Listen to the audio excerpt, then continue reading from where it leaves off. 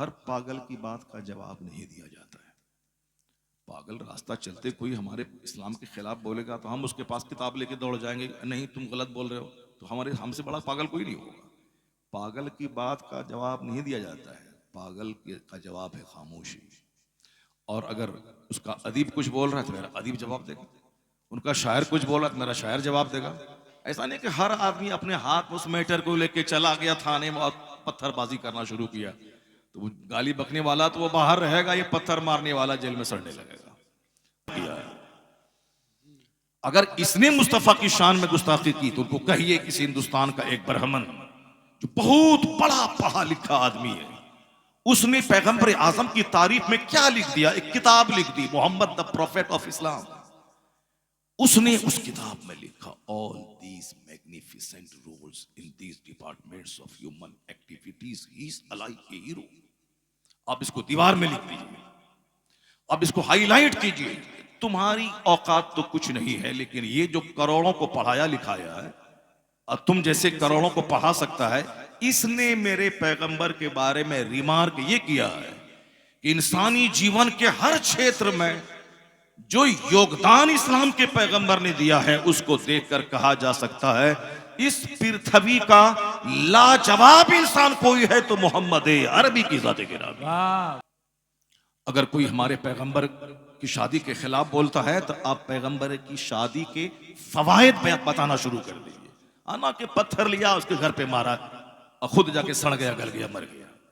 न पहले न बाद में, कभी नहीं। आला हजरत कहते हैं लम याति नजीरो कफी नजरी, आपकी तरह कोई नजर ही नहीं है दुनिया में, कोई नहीं पैदा हुआ।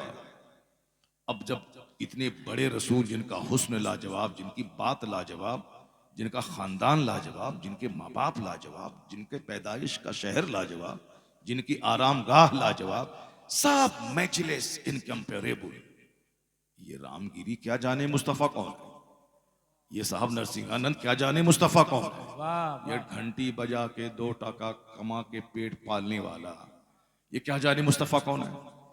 उनका तो काम ही है, क्योंकि वो न डीएम है, न एसपी है, न साइंटिस्ट है, न प्रोफेसर है, न लॉयर है, न बैरिस्टर है, कुछ नहीं है। अब जब कुछ नहीं है तो पैसा कमाने के लिए अंध भक्तों के बीच में हीरो बनने के लिए क्या करना पड़ेगा, एक रास्ता, इस्लाम के पैगंबर के खिलाफ बोलो, अंध भक्तों के बीच का हीरो बन जाओ। अब बस कोई कार दे रहा है, कोई सिक्के पे तौल रहा है, इससे अच्छा सौदा और क्या हो सकता है। आज से 50 साल पहले एक आदमी पटना में, बिहार की राजधानी में, जी भर के मुसलमानों को गाली दिया, पाकिस्तान भगा देंगे, इसको औकात याद दिला देंगे, इसका कोई क्या लगता है यहाँ। उनके लोगों ने उनको सिक्के पे तौल दिया। बहुत पढ़ा लिखा आदमी था वो, लेकिन जब गाली दिया तो लोगों ने सिक्के पे तौल दिया। तो अब उसने अपना यूटर्न लिया वहां से, बोला अब नहीं, अब फिलॉसफी नहीं बोलना पड़ेगा, वरना कोई एक पैसा नहीं देगा। अब इल्म बोलेंगे एक पैसा कोई नहीं देगा, तो अब मुसलमानों को गाली देंगे, सिक्के पे तौल देगा। उसके बाद से सारी जिंदगी गाली गलौज करता रहा, अंध भक्तों का हीरो बनता रहा। अब बंदा वो मर गया। वो ये आसान है, इस्लाम के पैगंबर को गाली दें, अपने बीच में हीरो बन जाएं।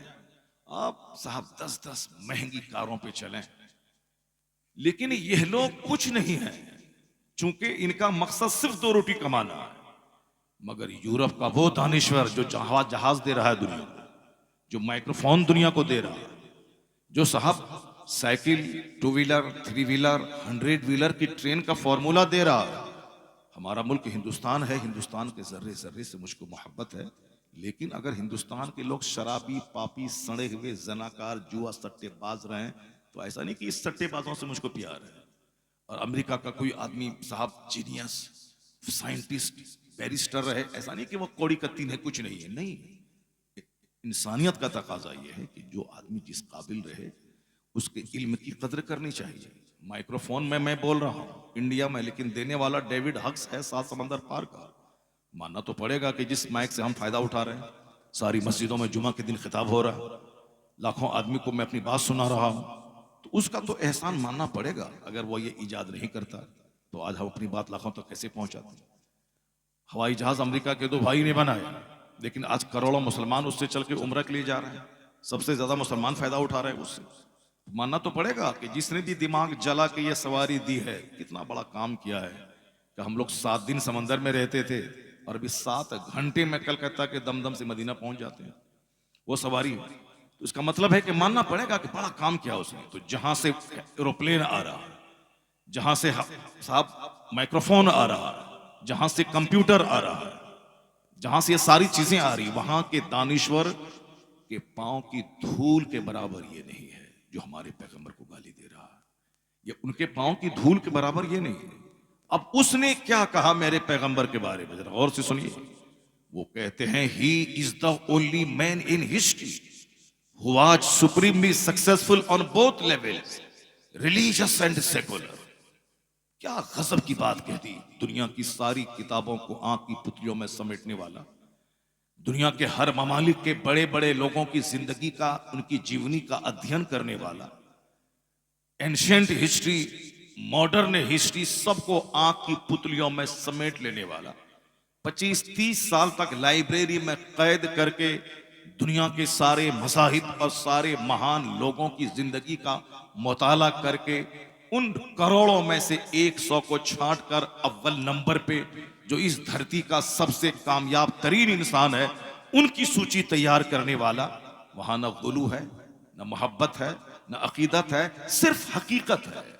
वो बोला मैं हकीकत की तलाश करूंगा।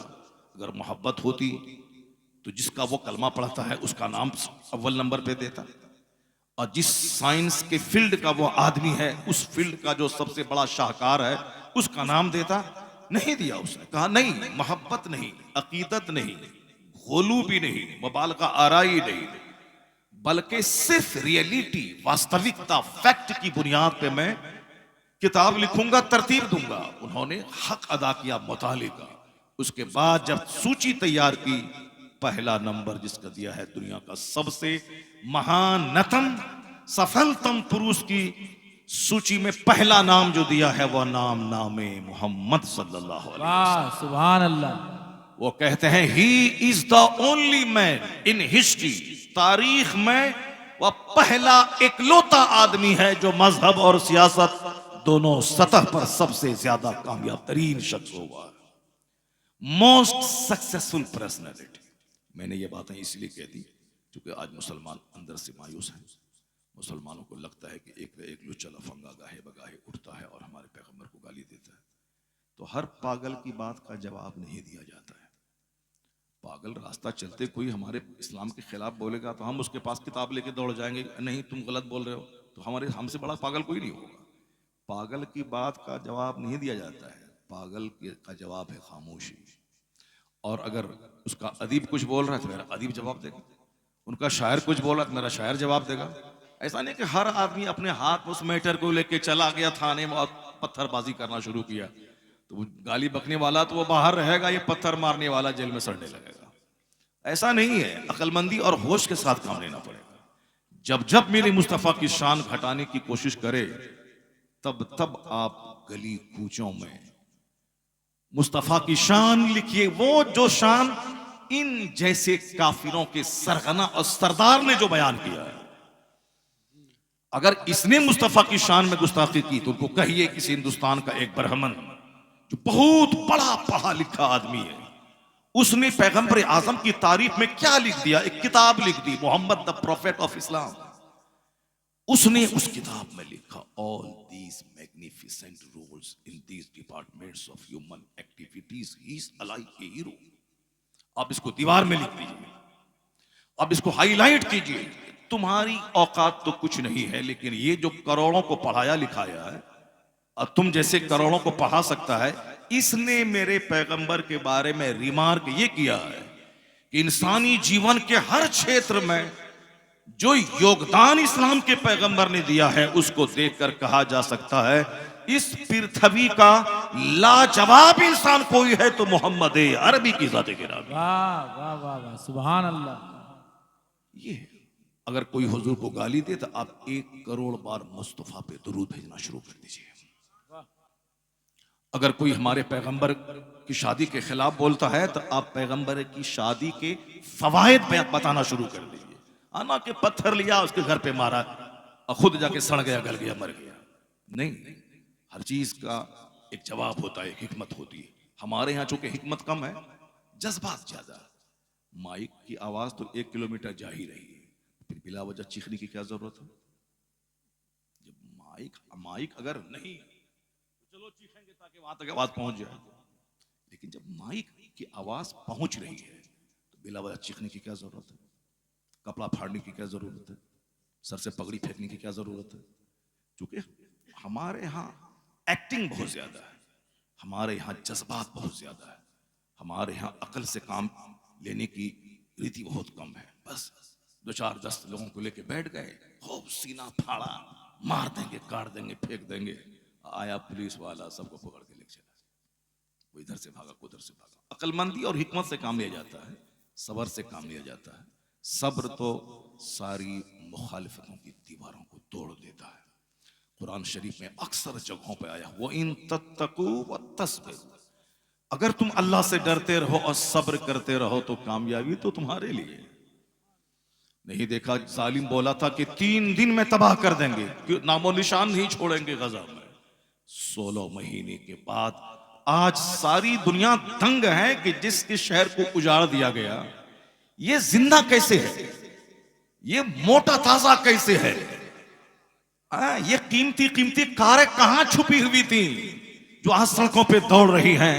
पता चला सारी दुनिया आज उस सब्र करने वाले नौजवानों को दाद दे रही है कि दुनिया का सबसे बड़ा एटम बम तुझको तबाह नहीं कर सका, ईमान की ताकत आज एटम बम पे गालिब आ गई है। वाह वाह वाह, क्या बात। सारी दुनिया जान रही है, सारे 200 करोड़ मुसलमानों का सीना आज भाग भाग हो रहा है। उन दिलेरों को सलाम कर रहा है मुसलमान, उनकी बहादुरी का लोहा मान रहा है मुसलमान। दुनिया की 2 सुपर पावर मिलकर के इन निहत्थे नौजवानों को जेर नहीं कर पाया, इनके सामने घुटने टेक कर सुलह करने की बातें कर रहा है। इसका मतलब यह निकला कि हे मुसलमान, अगर तुम सब्र करो और हिकमत से काम लो, कोई तुझ पे गालिब नहीं आएगा, क्योंकि उनके साथ बम है, बारूद है, बंदर है, सुअर है, तेरे साथ तेरा खुदा है, तेरा मुस्तफा है, तेरा गौस है, तेरा ख्वाजा है। वाह वाह वाह वाह वाह, क्या बात है। वो इन तत्तकू व तस्बरू, अगर तुम तकवा इख्तियार करो और सब्र करो। हमारा एक चैप्टर खत्म हुआ कि हुजूर सबसे बड़े हैं, हुजूर जो बात कह दें वो बात सबसे बड़ी है। जरा जोर से बोलिए सुभान अल्लाह। सुभान अल्लाह। हाँ, गौर से सुनिए, क्योंकि तकरीर हमारी थोड़ी सी लंबी हो जाती है। बहुत सारे लोग तो आधा घंटा में सारी बातें कह जाते हैं, लेकिन हम नहीं कह पाते, हमसे नहीं हो पाता है।